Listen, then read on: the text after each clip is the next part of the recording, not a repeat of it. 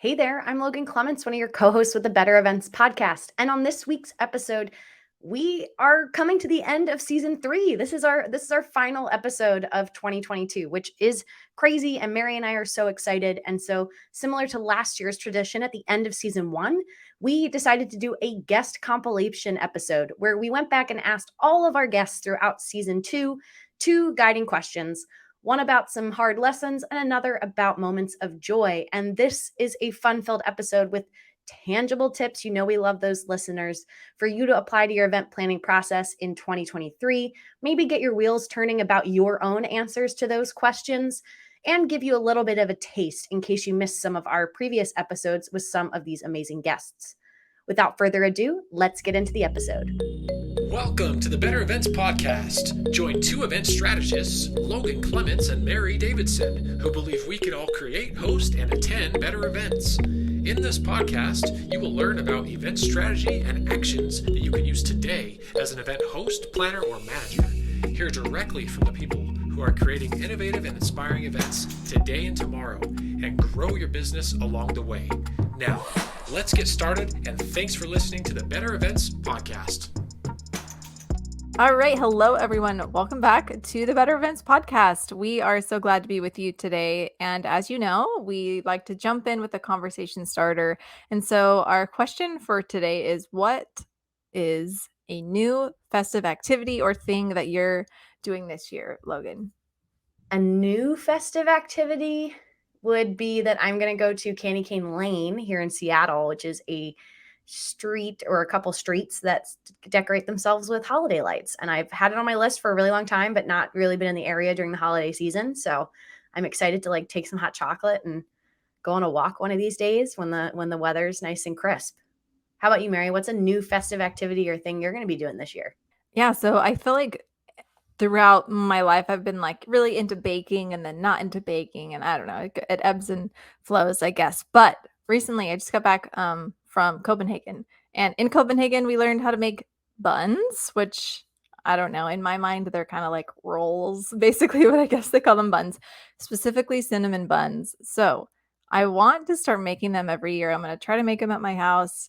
And I bought this little dishcloth thing that I'm going to use every time I make them just because it's cute and it's from there. And I don't know, I can see it maybe being something that I would continue to do for years to come, but I'm going to try it this year. So we'll see how it goes.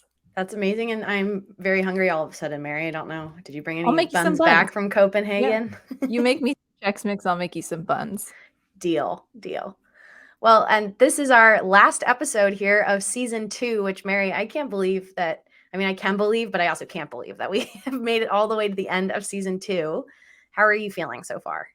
I'm excited that we're at the end of season 2 and for what's to come. It does feel like an accomplishment, and the consistency, I'm impressed with us. I got to be honest. I'm glad we're doing it together so that we can be consistent. But also, we wouldn't do it if no one was, well, maybe we would do it if no one was listening. I think we've said we would because it's fun, but it's really helpful to have people actually listening. So we love all our listeners. Motivation. Yes. It definitely sweetens the pot to have people who are listening, but I am with you. And listeners, never fear. We will be coming out with a season 3 in 2023. So as this is our last episode, this will be the last one you see that's new from us in your feed for the rest of this year. So we're taking the next 2 weeks off to take some time to celebrate for the holidays, and Mary and I are doing a retreat to talk more about podcast future and some exciting developments we have for you next season. So thank you all for bearing with us. And similar to what we did at the end of season 1, we made a compilation episode where we asked our guests from throughout the season, which, Mary, get this, we had 21 guests this season. It's a lot of guests. That's a lot. It's also a lot of episodes because we started our podcast, I think, in April of last year. So this year we actually did go the full year. So we have 21 guests. And what we did is we asked them all to either answer one of 2 questions. And we decided, we're a glass half full kind of group, but we wanted to ask them what was something they had to learn the hard way this year, or, maybe but prior to this, but something they wanted to impart with you guys so that you don't have to learn it the hard way, listeners. And then we always like to add on that high note. So we did want people to share a moment of joy that they experienced at events this year, because we've come out some dark times from the last 2 years. And I feel like it's just always nice this season to think about things that are making us joyful. So for you listeners, you're going to get to walk away with some lessons learned from our past guests, maybe some folks, if you haven't listened to their episodes, it'll encourage you to go back and listen. Please look in the show notes. We're going to link all of our guest episodes below, so they're really quick and easy for you to go and click on. And Mary, did I forget anything else that we want to tell folks before we jump into these answers? I think that's it. Just buckle up. Here we go. It's always fun to recap these, so looking forward to it. So before we listen to our what our guests have to say, and it will be kind of a blind reaction for Mary and I, we did some minimal editing on what we received from guests, but this is our first time hearing their full answers, so we're just as excited as you. But before we reveal what our guests had to say, Mary, for our first question, what's one thing that you had to learn the hard way? I think there's a lot. I've said this year I've had to learn a lot of things the hard way, which I guess comes with the territory. But the one that sticks out to me is one I think I've said before on here, but it is to listen to your gut. I guess I don't know if everybody has a gut that they feel like they can trust or not, but for me, I've learned hard lessons because I didn't listen. And usually in circumstances like that, it's like I take on a project with someone or some company or something where I'm kind of like, I don't know how this is going to go. I kind of feel like some red flags about it, but move forward anyway. And I don't regret moving forward because I've learned lessons because of it. But I do feel like I've learned many things the hard way, or been through some harder circumstances than needed to be because I didn't really like listen to that thought that I had at the beginning. So that's one that's kind of been recurring for me. So I would say I've learned that the hard way because I keep relearning it. What about you, Logan? What have you learned the hard way? Yeah, I think mine's also going to be one we've mentioned on the podcast. It's probably a good sign because we have a podcast that we've shared our hard things as they've happened. But for me, one of the things I had to learn the hard way was by doing agency work. So where I'm a contractor under another event agency, and then that event agency is actually the company that got contracted by the end client, actually having like a written scope of work was something I think when I first, even at the start of this year, I'd worked with a number of agencies in the past, and I just kind of had a blind faith. I feel like that we mutually understood what they expected of me, what I expected of them. And a couple projects this year really, you talk about gut, Mary, like I thought my gut was good. And then all of a sudden, when you get that bad feeling in your gut, but you still have to finish the project, I was realizing so much could have been solved by doing a scope of work. So bullets that say exactly what I'm doing and both of us signing off on it, just so that anything that they might be confused about, I'm confused about, were very clearly written out. And it's something I've then implemented since then. And it has been a lifesaver and amazing. And so I had to learn it the hard way with some projects that, again, my assumptions were off and their assumptions were off, but it has helped me immensely moving forward. I have to say, I was hoping you'd bring that one up because I have learned that as well. And then also, like, we've talked about it. And so I think it's really important. So absolutely agreed. Hard.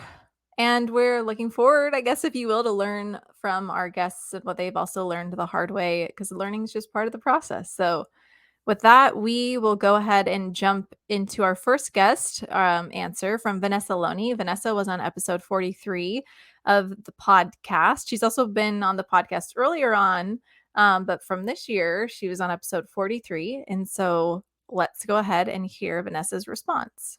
One thing that I had to learn the hard way this year is definitely when hiring outside contractors, really making sure you have targeted questions to determine whether they are a planner or an executor. I think some people don't realize what it takes to be a planner. And I feel like I had to learn the hard way. If you are not, if details are not something you live and breathe, if you don't enjoy research, and some of the, the organization part of events, perhaps planning is not so much your forte, but more so you're an executor. You're great with on-site, customer service, client facing, problem solving. I think, more planners or more event, professionals should really, know the difference between being a planner and being an executor, and whether or not you are both or you prefer one over the other. Pairs very well with my hard thing. I'm like giggling over here because Vanessa, I think I know what you're talking about and alluding to. I think Vanessa and I talked about this a little earlier on in the year, actually. So it's funny and cool, I guess, to see it come up again because, yeah, that would be hard. Yeah, I feel Very like it's interesting. the flip side of my hard thing of being on the hiring side versus being on the hired side. So, listeners, you got both perspectives there. And I think that's great, especially as we talk about future growth in events, because you often will be the person who's getting hired and potentially also the person doing the hiring. So, thank you for that one, Vanessa. And our next guest that we're hearing about what one thing they had to learn the hard way is from episode 69 with Jolene Jang. She is a friend of the pod. We're going to link to her episode below, but excited to hear what was the one thing that Jolene had to learn the hard way this year. What's one thing you had to learn the hard way? How to communicate tough realities with others without them turning off their ears. People do not want to hear any more bad news, and they certainly do not want to hear about racism. I am shocked at how hard it is to get people to care about the plight of Asian Americans, no matter which industry.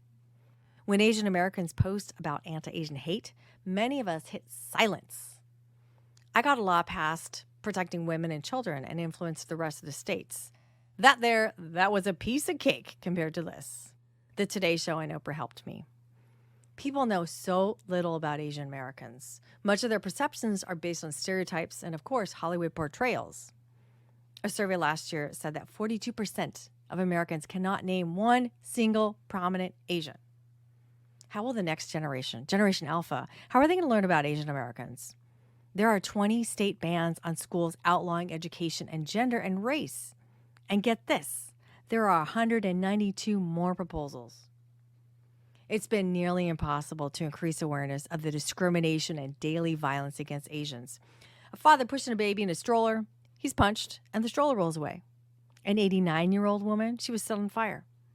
Normally, this hateful behavior in America would be publicized and condemned, but not when the targeted population is Asian American.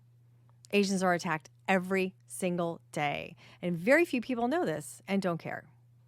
So through this rough lesson that Asians are not seen as Americans, I did make a breakthrough. So I figured out how to gamify learning about race and culture, and it's proving to be effective. Mary and Logan, I'm so excited about it. I also have event planning versions. It's surprisingly fun. So with this innovation, more people will learn about how to be Asian inclusive and how this will work for them. Gamified learning, yay! Jillian, the sound effects were great.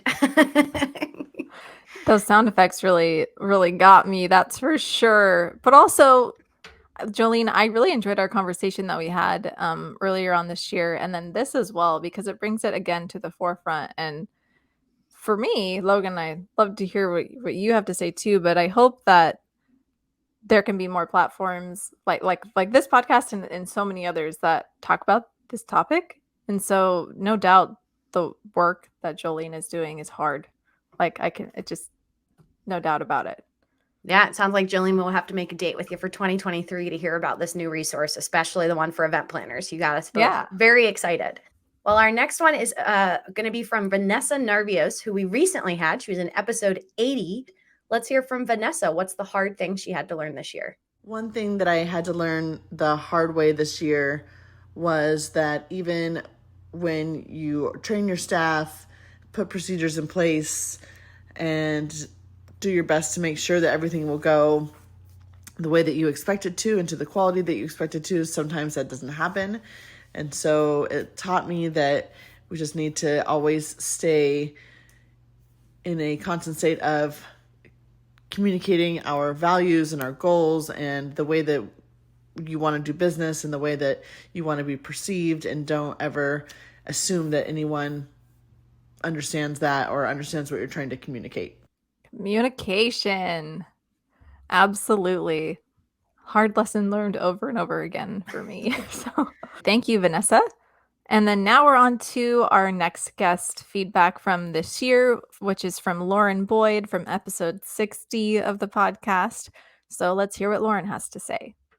One lesson that I continue to learn like a revolving door is to approach my business pursuits and all the small things in between with a little bit more of an open hand And I say that because at my core, I am very much a planner. And from that, I can very much get on the track of like, here's the rhythm, here's the plan, and like hold tightly to that. But in every instance that I've allowed space and I haven't put so much stress on myself, on everything going as it should, the business, the vision has taken on more of its own identity. It is more evolved. It's given me personally time to grow into a better founder to hold space for that idea. That's so interesting, Lauren, because I think it's something we lose sight of. At least I can see that. So it's a great lesson learned, unfortunately, the hard way. Well, again, and hopefully this is uplifting for listeners, because I feel like all of our guests who've shared in ourselves with our hard things, there's always something we can learn from it, and ideally this has helped save you from having to learn it or experience it for yourself. Yes, absolutely. And then before we transition on to our next question that we have from a set of guests, we want to take a moment and give you a call to action, listeners. So as we said, this is the last episode of the year. And so with that, we wanted to take just a minute, not too long. So please don't tune out, to do a little bit of a call to action. And we don't do this typically on the podcast as much as maybe we could, honestly, but here's our chance. Last episode of the year. This is our moment. So thank you for listening. Basically, we just want to thank you all for your support. We've talked about how we wouldn't do this without you. And so thank you for being here. And we would ask you at this time, if you've been enjoying the podcast, to leave us a review. We love 5-star reviews. Wherever you're listening to podcasts, those reviews really help us. They help us build the podcast. It's a nice free way to support the podcast.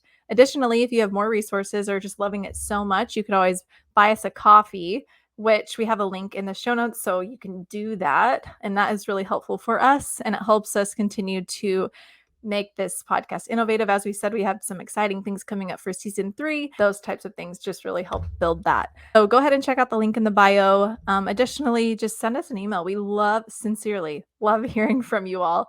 And whether it's an email or like an Instagram message, whatever it may be, the feedback really matters. And also, if you have ideas for next year, go ahead and send those our way. We're not just saying that. We try to respond to everyone. If we haven't responded, maybe it's because it's in our spam, so we need to look, but we try to get back to everyone. And so it means a lot as we continue to build and grow this community. So if you're enjoying this, please give us feedback, leave a review, reach out to us, and thank you so much. Those links are all in the show notes for you folks. We're going to shift gears slightly to our second question that we ask guests, and you'll hear a couple repeats in there. We wanted them to tell us about a moment of joy that they experienced at an event this year. And before we get into what our guests had to say, Mary, do you want to share a moment of joy that you experienced at an event this year? I think that there's a lot. As we've said, events are roller coasters. There's like lots of moments of joy and then lots of moments of not joy. But for me, one specifically, I would say there's a fundraiser that I was a part of, and I went through kind of this roller coaster of emotions during the fundraiser. For a minute, I was like, is what we're doing matter? Like, is it going to make an impact? Does it matter? Blah, blah, blah.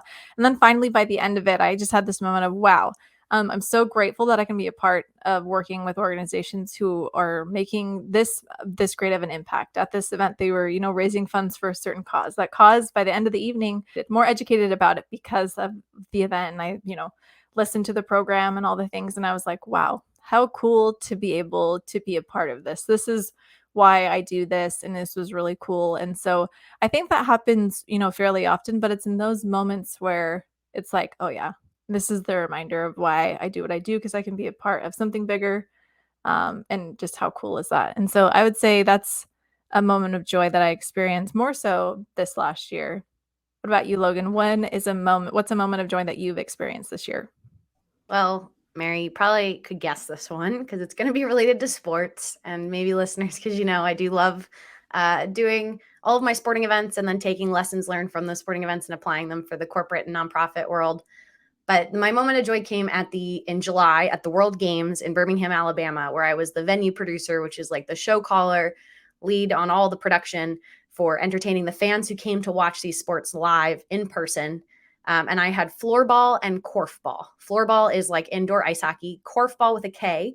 And I'll link a YouTube video in the show notes here so you can watch it if you want to see, but it is essentially a mixture of like handball and basketball. And I had this moment of joy where we set up at halftime. We took a corf is what it's called. It's like the net or the basket on the end of the pole, and we put it at center court. And we called it I can't remember if we called it free for all or everybody gets a shot, but we let anyone who wanted to could come down and get in line and shoot, hold the corf in the corf ball in their hands, shoot it into the corf. And then we had them just get back in line. So you only got one shot and then you could get back in line. And this line did not die down for multiple days in a row. We did this because it was so popular for so many games. It did not die down because everybody wanted to just try this sport. And it was a sport I'd never heard of before producing this event. And I'm sure most of our fans hadn't. And it was just this really fun moment of like seeing adults, kids, everyone in between get like super excited about trying something new. And just, again, gave me that pinch me feeling of, this is why we do things, because sports and the entertainment side of sports just create such an impact on people's lives. I love that. And if I can add a like part 2 moment of joy for maybe both of us, not to put words in your mouth, Logan, is the pickleball tournament at the Connect conference in Puerto Rico. How can we forget? We were on Team Blue. We had a great time. Shout out to our teammate Anka from the Events Demystified podcast. Anyway, had to throw that in there. Great time playing pickleball with you. I feel like we were doing it before it was fully cool. Now there's going to be there's a TV show about it. There's going to be a pro league on TV and all this fun stuff. But yes, I will say that was one of my highlights, Mary. All right. Now we're going to, in this topic, talking about moments of joy. The first guest we're going to hear from is Jen Mueller. She was on episode 48. This was all about the importance of asking questions. Jen is a very successful sideline reporter. So kind of keeping in that sports vein. But let's hear about Jen's moment of joy.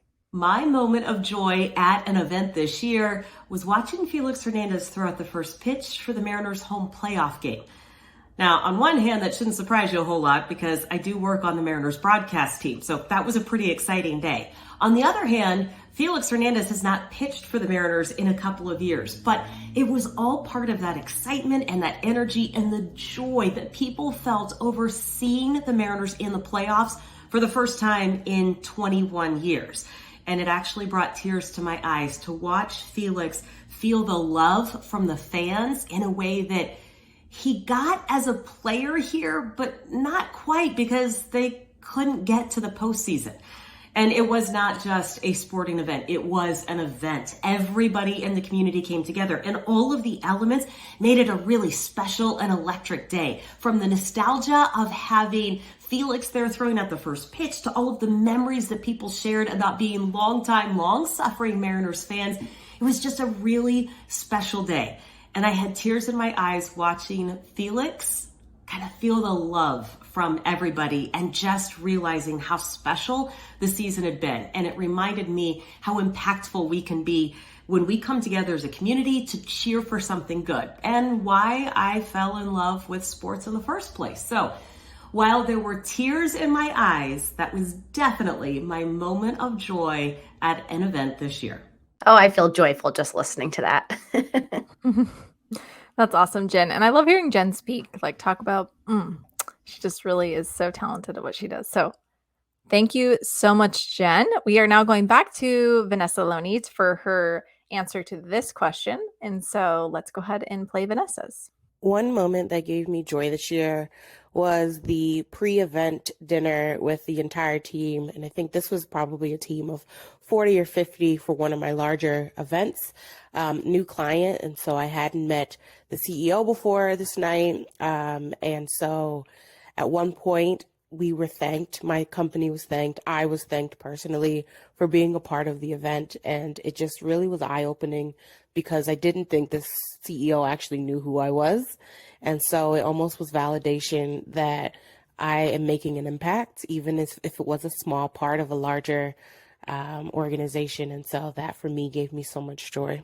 Yes, Vanessa, I feel like you just touched on a theme from episode 82, talking about gratitude at events. So if you are an organizer or a client who hires people for events, remember the joy that Vanessa just mentioned that she experienced. And our next guest, you'll have heard them before, but we got Lauren Boyd is joining us again to share her moment of joy from this year. When it comes to an event, a moment that brought me joy from an event this year, I honestly, so many events this year poured into me. They brought me growth and challenged me and brought me so much joy and community. But I will have to say the one that just feels so good to me was the event that I spoke at in New York City. It was called the 7-Figure Framework. I loved my talk on legacy, and I felt like this talk was something that was really allowing me to grow and evolve as a person. But also I got to bring my husband along for the ride, and it was the first time since we had our daughter that we had taken a weekend away and got the opportunity to just be a married couple and not parents. And I got to kind of bring him along and show him this world. And it was so fulfilling. That is awesome. Thank you so much, Lauren, for sharing that. And I just love that we're covering these moments of joy as I was thinking about it. We try to incorporate moments of joy in events. So it's very fitting that we're going over this right now. But with that, we'll go ahead and transition to our next guest who answered this question. We are going to now hear from Kelly Brown from episode 75. Hi, Logan and Mary. It's Kelly Brown.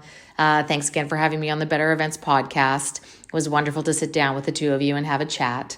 A moment of joy that I experienced this year at an event was, there's a couple that came to mind. One was at Beijing 2022 Winter Olympic Games. I really enjoy working with the locals. That's part of what I look forward to in my job, and feel very fortunate that I'm able to go and travel the world and work with people from other cultures and see how they produce events as well. So the team there really took ownership of some of the segments, the live segments, or like times where we had intermissions, and it was great to see them work as a team, ask questions, build on their knowledge, share some of my knowledge, and see what they came up with. And it was always really nice to see how proud of themselves they were, as proud of them I was too. And another event that I really enjoyed was the World Games this year. So the World Games were hosted in Alabama. And what I enjoyed about that was working with some of my peers that I work alongside with, and being able to be a lead producer, and then now be there for them, but watch them get into their venues. And at World Games, these were a lot of events that none of us had produced before. So seeing people take on, again, ownership of their venue, of their sport, and working with the federation, and then seeing what they come up with, bringing, the tools and the competencies from their other sports or venues and experiences, and then taking on a new experience with a whole new sport. So that was, for me, really enjoyable. I've always loved to be part of a collaborative environment and like having a leadership role. And so those two experiences for me were probably highlights this year, and I hope to continue with many, many more at times to come. All right. Thanks, guys. Bye. Yeah, Kelly and I worked on the World Games together, so I'm happy that was one of her moments of joy, because it was quite joyous. I was going to say, I sense a theme here, so that's awesome. Just a little bit. Well, and our next guest from episode 80, you've already heard from her once today, but you're going to hear once again from Vanessa Narvios and her moment of joy from this year. Hi, my name is Vanessa, and I am the owner and CEO of Finer Weddings and Events. And a time that I felt joy this year with the events that I've done is recently I did a really high-end baptism at the U.S. Grant in San Diego, and my job was to transform everything into heaven. And we spent so long putting together all these clouds that would attach to the ceiling, and this just gorgeous white and silver motif for the room. And it was just absolutely stunning. It was definitely one of the hardest installations I've done to date. But when the clients saw it, they were so thrilled. Everyone just said how beautiful it was. And it really was just such a joyous moment to see the smiles on everyone's faces. I'd love to see a picture of that, Vanessa. I'm going to go check out your Instagram for sure, and I hope it's there. Oh my gosh. Yeah, I think both of our reactions, listeners, you can't see us if you're watching on YouTube. You unfortunately couldn't see our faces, but both Mary and I, our eyes were like, what? Heaven? I want to see what that looks like. Wasn't expecting that. And then we are moving on to our final reaction this year for Moments of Joy from Lynn Resnick from episode 45 of the podcast from this year. So let's see what Lynn has to say. One moment of joy that really stands out from my wedding season this past year was a father-daughter dance, and in particular, this dad who was so excited that he brought his drink out onto the dance floor, glass in hand, ready to dance with his daughter, and the bride's sister actually had to jump in and take the glass away because he didn't even realize what he was doing. He was just so excited to dance with his daughter, and of course, all of the guests were laughing and applauding, and it was just such a joy and love-filled, genuine moment of excitement for this father to dance with his daughter on her wedding day. Loved that. Wow. We just had, I feel like, the full gamut of joys and lessons learned.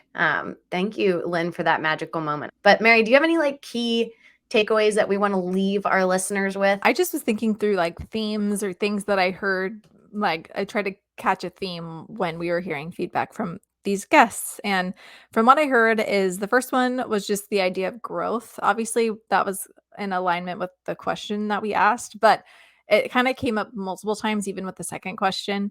It just seems like this was a growth year for a lot of people. I think maybe that's because we're coming back from the pandemic, and I'm just happy to hear that it's been a growth year for people. I think that's really cool. And then the second theme that I heard is for teams to take more initiative. Maybe initiative is not the right word, but I heard, we talked about communication. We talked about teams taking charge. We talked about people needing to do their best to plan the way that planners should plan and things like that. So what I'm hearing is like, there's a lot going on and people need to take initiative and take action and do the things. So those are 2 points that I thought stood out to me. Logan, what about you? Any themes or final ideas or thoughts? Yeah, I feel like my big takeaway, and again, since we're ending on such a high note with the joy, was a lot about just how much events are about the people, and how, whether it's personal moments like with Lauren, who talked about getting to bring her husband along, or it's talking about working with new team members, or even as Lynn, we just ended with the getting to see the reaction of your guests to things that you're creating. Just remembering that the people are kind of that magical ingredient for your events, I feel like is just such a nice level to kind of sum up what I feel like a lot of people are talking about. And I noticed not anybody was particularly, talking about like virtual or hybrid or in person or, any of those specific categorizing. So I thought that was just something that was kind of really interesting that came out for a lot of the through lines for joy, was talking about the people and getting those reactions. Thank you to our guests who submitted responses for this. We are looking forward to our guests in 2023. Who knows, maybe we will do this again. We probably will. And so then before we leave, we want to do one final bonus tip from each of us. Usually it's just one of us, and we rotate, but we want to do one final bonus tip for the year from each of us. So Logan, why don't you go ahead and take it away? Yes. I think my bonus tip, this feels like there's a lot of pressure, Mary, if this is like the final bonus tip. A lot of pressure. Make it good. Yeah.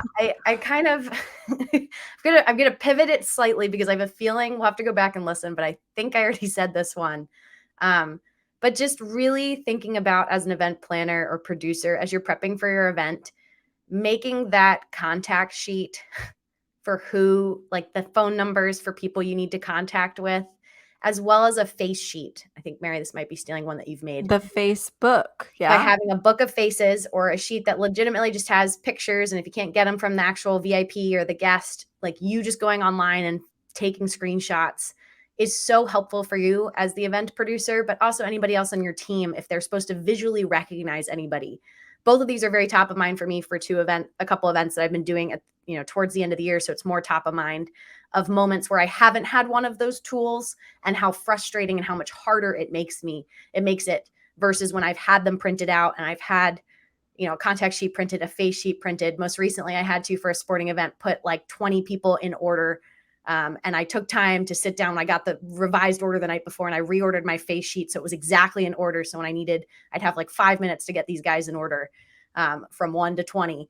And my face sheet was so helpful as a visual check as I went through and said, yep, you're John, you're Bill, you're Rashawn. Okay, perfect. Like I'm getting all of these people right. And I just can't imagine doing it without it. So please, please, please document something and have it printed out. It's great to have it on your phone or your tablet, but printed documents also, I know it hurts some trees in the process, but it's so helpful to have when you're on site. I love it. Even if it's reiterated, I don't know. It's that important. So, love the final bonus tip for the year. My final bonus tip is something that I have referred to throughout the podcast. And once again, I don't think this has been a bonus tip yet. But if you're on YouTube, I'm holding up my business journal. It's purple. It's nothing fancy. So, don't feel like you have to scramble over to YouTube to see it. It's just a purple book. But I like to write down my business learnings in there.